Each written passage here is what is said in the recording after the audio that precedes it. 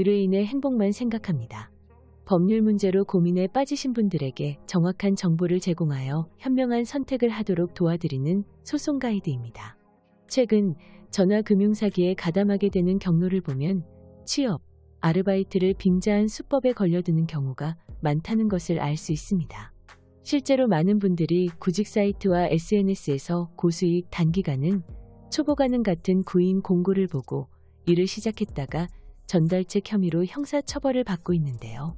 그러나 사실 구체적인 행위, 가담 경위 등을 살펴보면 범죄임을 인지하지 못했다는 주장은 쉽게 받아들여지지 않습니다.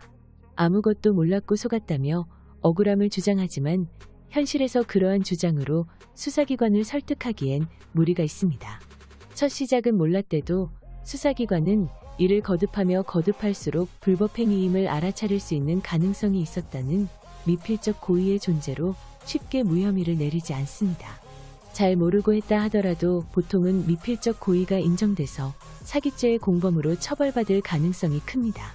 분명 일을 하는데 이상한 점은 있었을 겁니다.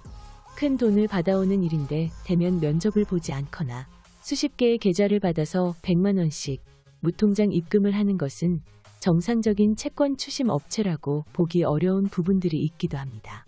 이러한 점이 확인되면 정확히 보이스피싱인 것은 몰랐다 하더라도 어느 정도 불법적인 일에 연관되었다고 예상을 할 수 있을 것으로 보아서 미필적 고의가 쉽게 인정되는 것입니다. 경찰 조사 때 주의해야 될 점은 채권 추심 업체 담당자라고 속인 보이스피싱 조직원에게 일일이 보이스피싱인 것은 아니죠라고 확인까지 했다고 수사관한테 말을 하는 것입니다. 이것은 달리 말하면 보이스피싱인 것을 조금은 의심했다는 말이 될 수 있습니다. 당시에 좀 이상하다고 생각했지만 깊이 생각해보지 못했다는 말을 하는 것 자체도 문제가 될 수도 있습니다. 사기죄의 성립은 반드시 확정적 고의가 있어야만 성립하는 것은 아니기 때문이죠. 또한 수사관이 갑작스럽게 예기치 못한 질문을 하면 그에 대해 납득할 수 있는 답변을 하지 못할 수도 있는데 이를 위해서는 사전에 변호사에게 어떻게 진술하는 것이 좋은지, 어떠한 진술을 하게 되면 본인한테 불리한지에 대해서 상담을 하시고 가는 것이 좋습니다.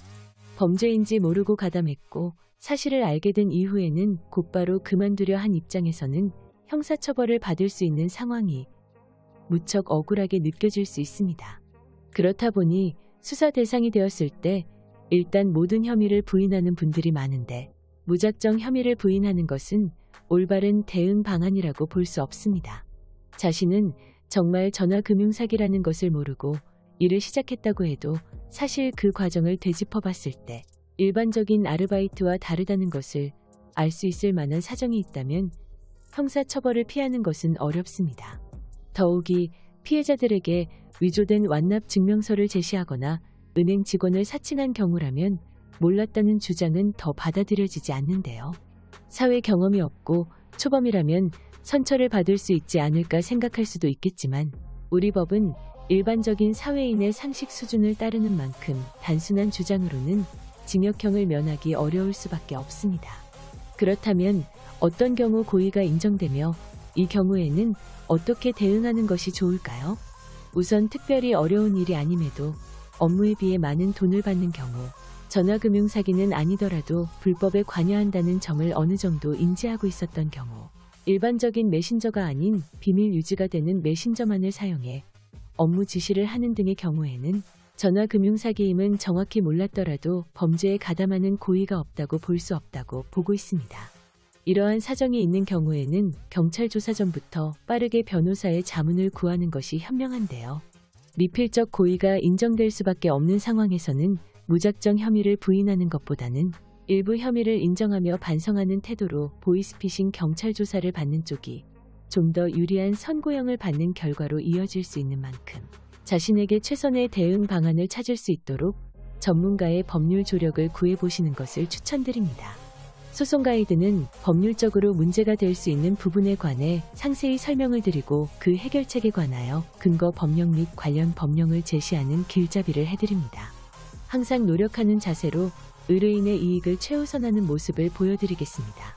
소송에 대한 자세한 상담을 원하신다면 변호사 상담 신청을 누르시고 더 많은 정보를 보고 싶으시다면 소송 가이드 카페를 방문하시면 됩니다. 내용이 마음에 드셨다면 구독과 좋아요, 알림 설정 부탁드립니다. 더 좋은 내용으로 찾아오겠습니다. 꼭 승소할게요.